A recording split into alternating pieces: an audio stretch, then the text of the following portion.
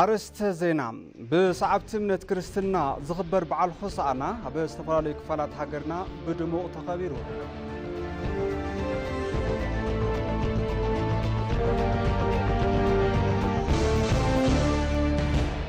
ኣብ እዋን ጾም ኣርብዓ ሰዓብቲ እምነት ክርስትና ብልግስን ብትሕትናን ክሕልፍዎ ከም ዝግባእ ሓላፊ ስብከት ወንጌል መምህር ዮናስ ሃይለማርያም ኣገንዚቦም። ካብ ዜና ወፃኢ ግብፂ ኩናት ጋዛ ጠጠው ንምባል ልኡኽ ጉጅለ ናብ እስራኤል ምልኣኻ ተሓቢሩ።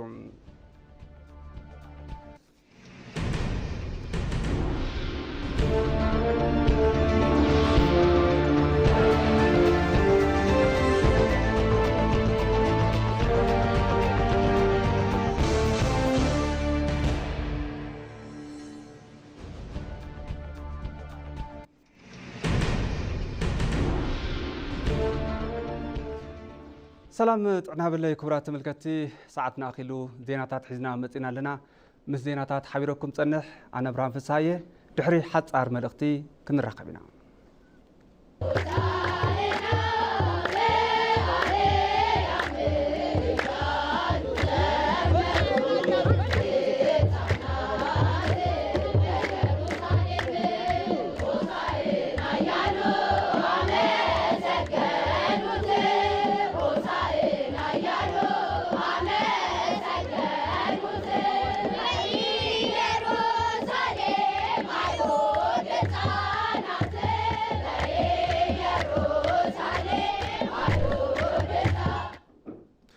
ናብ ፈለማይ ዜና ክሓልፍ ኣብ ክልል ኣምሓራ ዝርከቡ ስራሕቲ ልምዓት ንምጥንኻር ሰላም ኣድላይ እዩ ክብሉ ምክትል ቀዳማይ ሚኒስትር ተመስገን ጥሩነህ ተዛሪቦም።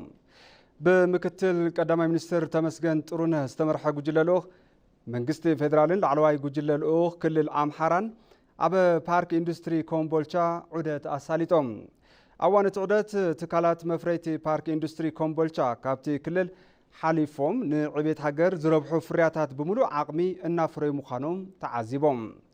እቶም ምህርትታት ብዝለዓለ ፅሬት ብምፍራይ ናብ ወፃኢ ሃገር ዝለኣኹ እዮም ዝበሉ እቶም ምክትል ቀዳማይ ሚኒስተር ኣብ ዝቕፅል ድማ ናብ ዕዳጋ ውሽጢ ዓዲ ክሕወሱ እዮም ዝብል ትፅቢት ከም ዘሎ እዮም ገሊፆም።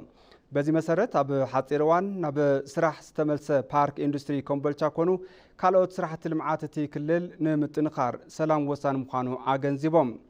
ኣብ ክልል ኣምሓራ ሕቶታት ካብ ብሰላም ወፃኢ ብመሳርሒ ኩናት ምፍፃም ዝንቀሳቐስ ሓይሊ ናብ ዘተን ምክክርን ክምለስ ካብ መንግስቲ ፌደራልን መንግስቲ እቲ ክልልን ዝቐረበ ፃውዒት ሰላም ንክቕበል ኣተሓሳሲቦም።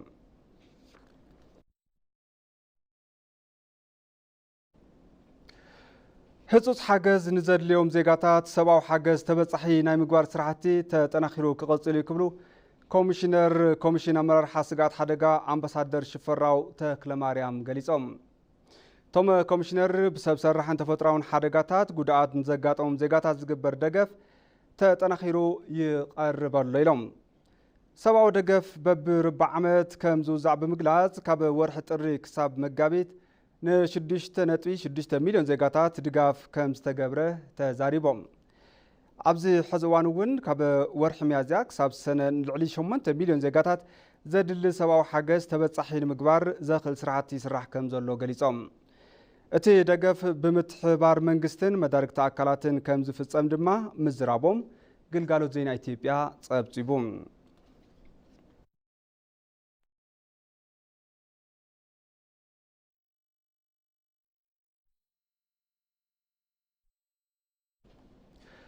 ኣብ ክልል ኦሮሚያ ልዕሊ 500,000 ኩንታል ምሩፅ ዘርኢ ንሓረስቶት ይከፋፈል ምህላው ኢንተርፕራይዝ ምሩፅ ዘርኢ እቲ ክልል ኣፍሊጡ።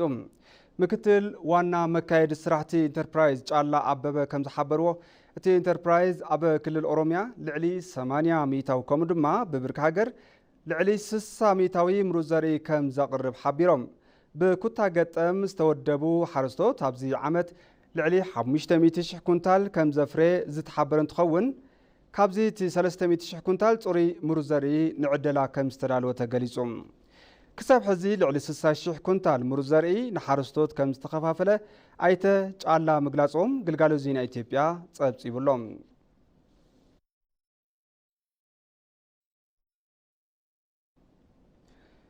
በዓል ሆሳዕና ኣብ ርእሰ ኣድባራት ወገዳማት ኣክሱም ጽዮን ብዝተፈላለዩ ሃይማኖታውን ባህላውን ስርዓታት ተዓጅቦ ተኸቢሩ ውዒሎም።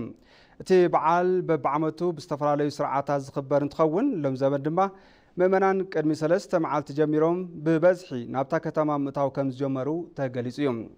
ነቲ በዓል ንምኽባር ካብ ዝተፈላለዩ ከባብታት ንዝመፁ ምእመናን ስነ ስርዓት ሕፅበት እግሪ ተፈጺሙሎም። ካብዚ ብተወሳኺ ዝተፈላለዩ ሃይማኖታውን ባህላውን ትሕዝቶታት ብዘለዎም ስነ ስርዓታት በዓል ሆሳዕና ኣብ ከተማ ኣክሱም ብድምቀት ተኸቢሩ ውዒሉ።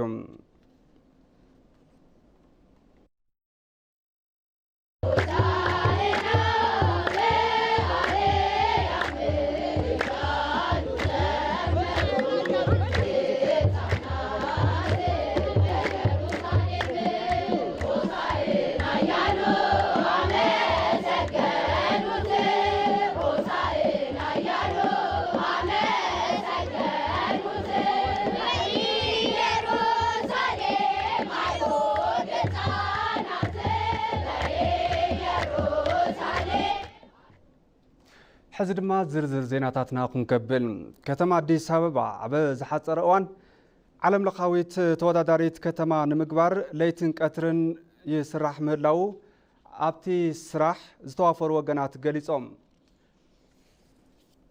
ግብፂ ኩናት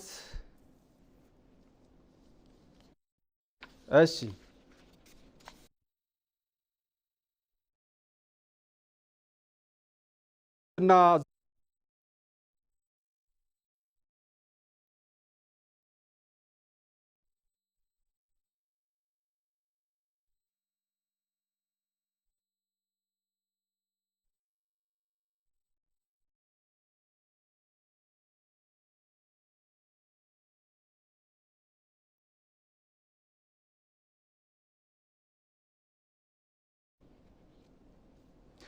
كبرات مركتي نستفترة سحتاتي كرتان حتت بصعبت امنت كريستنا زخبر بعال ሆሳዕና ኣብ ዝተፈላለዩ ክፋላት ሃገርና ብድሙቕ ተኸቢሩ ውዒሎም ምእመናን እውን ከምቲ ልሙድ ስየ ብምሳር ነቲ በዓል ዘኪሮምዎ ውዒሎም።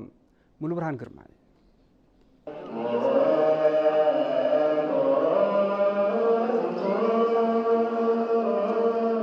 ኣብ ኢትዮጵያ ኦርቶዶክስ ተዋህዶ ቤተ ክርስቲያን ኣብ እዋን ዓብይ ጾም ካብ ዝርከቡ በዓላት ሰንበት ሓደ ዝኾነ በዓል ሆሳዕና ኣብ ዝተፈላለዩ ከባቢታት ሃገርና እናተኸበረ ይርከብ።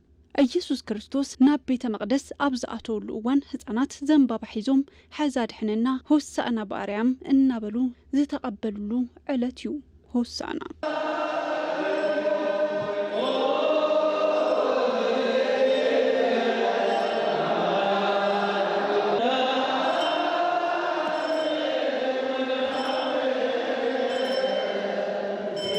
በዓል ሆሳዕና ትሕትና ፍቕሪ ጽንዓት ዝተረኣየሉ ዓብይ በዓል ምዃኑ ድማ ኣብ ባህር ዳር ሃገረ ስብከት መምህር ሃይማኖት ዝኾኑ ሊቃውንት ሰማሆነ ይገልጹ እዮም። ሆሳዕና ማለት መድኃኒት ማለት ነው ወይም አሁን አድን ኦግዚኦ ሆሳዕና ማለት መድኃኒት ማለት እዩ ወይ ድማ ሕዚ ኣድሕን ማለት እዩ። መጽሓፍ ማቴዎስ መድኃኒት ኢልኻ ምጽዋዕ ንክርስቶስ ይግባእ እዩ ይብል። በዓል ሆሳዕና እንትኽበር ዘንባባ ሒዝና ኢና ነኽብሮም። እቶም መንእሰያት ድማ መስሊ ኢየሱስ ክርስቶስ ኣብ ዝባና ኣድጊ ብምጽዓን እቲ ዝነበረ ስርዓት ንምርኣይ ይፍቱን እዮም። ኣብ ወንጌል ማቴዎስ ከም ዝተጻሓፈ ከድኩም ኣልሹም ዝተኣሰረት ኣድጊ ክትረኽቡ ኢኹም ኣምጹለ እዩ ኢልዎም። እታ ዝተኣሰረት ኣድጊ ንምንታይ ሓተተ ዝብል እንትንርኢ ኩልና ደቂ ሰባት ዝተኣሰርና ምዃንና ንምርኣይ እዩ። በዓል ሆሳዕና ምእመናን ፍቕርን ትሕትና ዝመሃሩሉ ጥራይ እንተይኮነ ጽንዓት ዝመሃሩሉ ዓብይ በዓል ከም ዝኾነ እቶም መምህር ሃይማኖት ወሲኾም ይገልጹ። ከትምህርት አንጻር ከተመለከት ነው እንዲሁም ዛሬ ህፃናት ሁሉ ያመሰገኑበት ቀን ነው። ሁሉን ያስተባበረ ነው። ብመንጽር ትምህርቲ እንተሪእናዮ ሎማዓንቲ ህፃናትን ፈጣሪ ምስጋና ዘቕርብሉ ዕለት እዩ። ዘንባባ መሓዝና ድማ ብዙሕ ሚስጥራት ኣለዎም። እቲ ሓደ ልምላመ ይርኢ እዩ። ዘንባባ ካብ ዓመት ክሳብ ዓመት ኣይደርቕን። እቲ ካልእ ድማ ጽንዓት ይርኢ እዩ። ዘንባባ ሓዊ ዝበልዑ ኣይኮነን። ክርስቲያን እውን ከም ዘንባባ መከራ ዘጥፍዎ ከም ዝኾኑ ንምርኣይ እዩ። ብሰዓብቲ እምነት ክርስትና ዝኽበር በዓል ሆሳዕና ኣብ ዝተፈላለዩ ከባቢታት ሃገርና ብድሙቕ ኩነታት እናተኸበረ ይርከብ።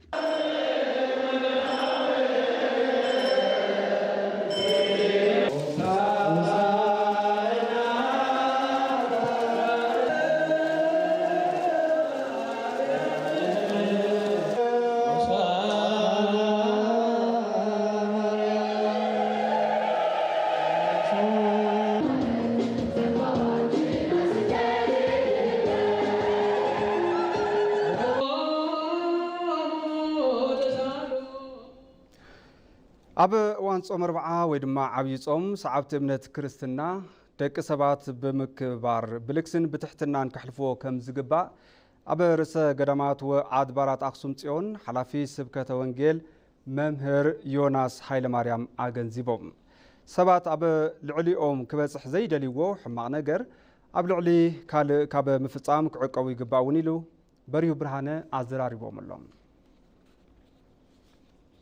ብምኽንያት ዓብይ ጾም ወይ ድማ ጾም 40 ኣብ እዋን እቲ ጾም ሰዓብቲ እምነት ክርስትና ኦርቶዶክስ ተዋህዶ ክፍጽምዎም ትጽቢት ብዛዕባ ዝግበረሎም ሃይማኖታዊ ግቡኣት ኣመልኪቶም ምስ ኢቲቪ ትግርኛ ጻንሒት ዝገበሩ ኣብ ርእሰ ገዳማት ወኣድባራት ኣክሱም ጽዮን ማርያም ሓላፊ ስብከተ ወንጌል መምህር ዮናስ ሃይለማርያም እንታይ ነቲ ጾም ኣመልኪቶም ነዚ ዝስዕብ መልእኽቲ ኣመሓላሊፎም ኣለዉ። ኣብ ወሬ ዘፍጥረት ምዕራፍ 2 ቁጥሪ 17 እንታይ ይብል? ወአምጽሰ ዘያልየቡ ሰናየ ወእኩየ ይትብላዕ እምኔሁ። ስለዚ ኣምላኽና ፈጣሪና ንኣቦና ንኣዳም ነቲ ናይ መጀመርያ ፍጥረት ኣዳም ኣቦና ሕማቕ ጽቡቕና ሕማቕ ካብ ዘፍለጥ ዕንጨይቲ ከይትበልዕ ዝብል ብመጀመርያ ንኣዳም ኣቦና ተዛሪብዎ እዩ። እዚ ማለት ናይ ጾም ጀማሪ መን እንተልና ኮይና ኣዳሚ ጾም ዘለ ድማ መን እንተልና ኮይና ፈጣሪና እዩ ማለት እዩ። ስለዚ እዚ ስለ ዝኾነ ንኣዳም ኣቦና ነገር እዚ ክዛረባኣት እዩ። ስመ በዕለተ እንተትበልዑ እምኔሁ ሞተ ትመውቱ ካብዚኡ ማለት እንተበሊዕኹም ንስኻትኩም ካብ ሞት ክትሞቱ ኢኹም ኢልዎ ማለት እዩ። ማለት እዩ ሓደ ብስጋኹም ትጉዲኢኹም ካልኣይ ድማ እንደገና ብነፍስኹም ደማኒ ሲኦል ክትኣትዩ ኢኹም ካብ ሞት ማለት እዚ እዛ መርሒ እዚኣ ሒዝና ኢና ሕጂ ንፀውም ዘለና የመጀመርያ መርሒና እዚኣ እያ። ኣብ እዋን ጾም ይኹን ኣብ ካልእ ግዜ ደቂ ሰባት ኣብ ልዕሊኦም ክበጽሕ ዘይደልይዎ ሕማቕ ነገር ኣብ ልዕሊ ካልእ ሰብ ካብ ምፍጻም ክዕቀቡ ይግባእ መልእኽቲ መምህር ዮናስ እዩ።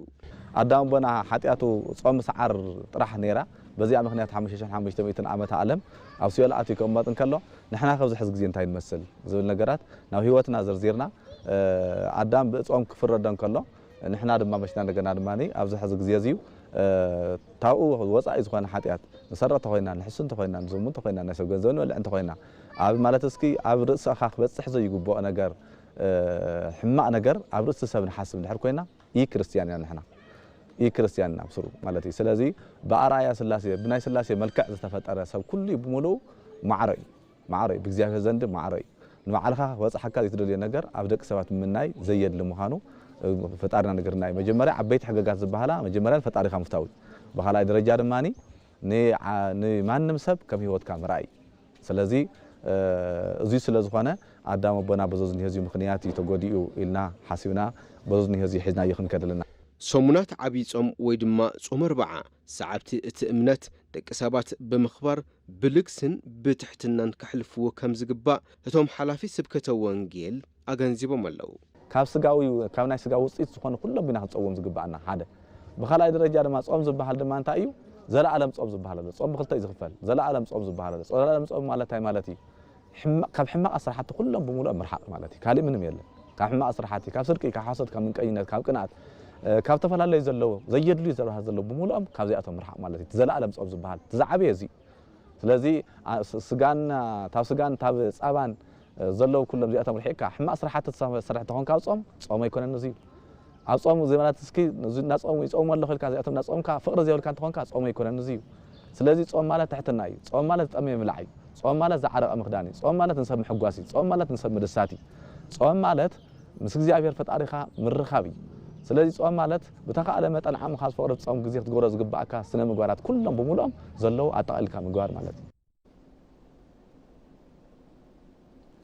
ሕዚ ድማ ናብ ዜና ወፃኢ ክሰግር ግብፂ ኩናት ጋዛ ጠጠው ንምባል ልኡኽ ጉጅለ ናብ እስራኤል ምልኣኻ ተሓቢሩ